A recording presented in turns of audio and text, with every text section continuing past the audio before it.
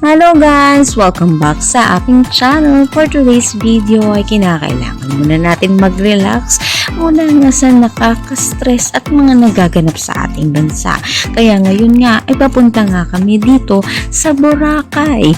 At ngayon kasama kong aking anak para naman maka-experience nga muli kami na makasakay sa eroplano.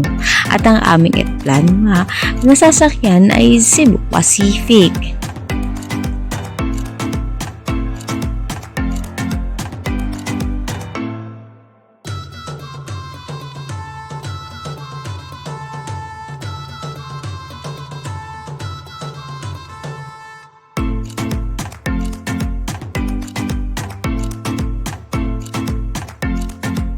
At habang nga naghihintay mula nga sa pagdating namin sa Katiklan ay atin munang panoorin at magsightseeing dito nga sa kapaligiran mula nga sa Himpapawid.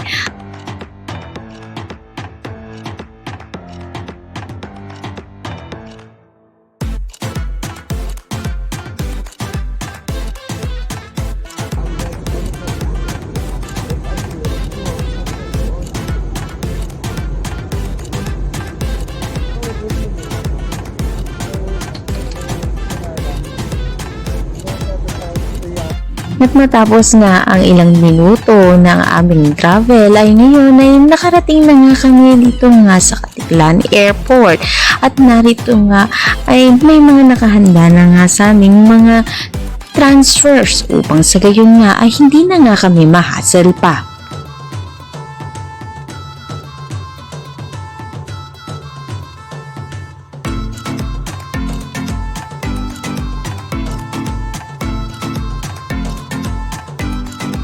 Mula nga dito sa Katiklan Airport ay kinakailangan nga namin sumakay doon sa speedboat para naman ma-transfer naman kami sa isla ng Boracay. Ngunit kinakailangan pa namin na sumakay pa ng van upang sa gayon nga ay makarating naman kami sa aming hotel na kung saan sa Henan Park Resort.